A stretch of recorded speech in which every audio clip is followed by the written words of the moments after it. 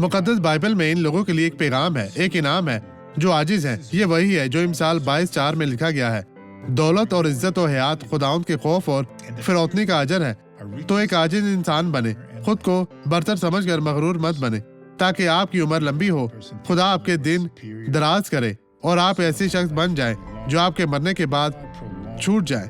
ऐसा शख्स ना बने जो दूसरों पर लानत भेजते हैं। अजीजों, दौलत और इज्जत और हयात खुदाउंद के खौफ और फिरौतनी का अजर है।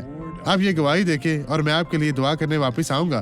खुदावंद आपके साथ हो, खुदावंद आपको बरकत दे। ईमान रखे कि खुदावंद आपकी जिंदगी में काम करने के लिए यहाँ पर मौजूद है।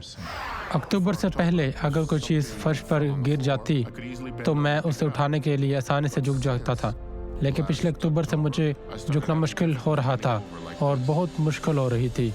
और क्या आप दर्द चली गई? जी हाँ। और अब मेरे घुटने बंद हो जाते थे और दर्द होती थी और नीचे नहीं झुक सकता था मैं। खुदा की तारीफ हो। आज यीशु के लिए तालियां बजाएं। मैं आपके लिए दुआ करना चाहता हूँ।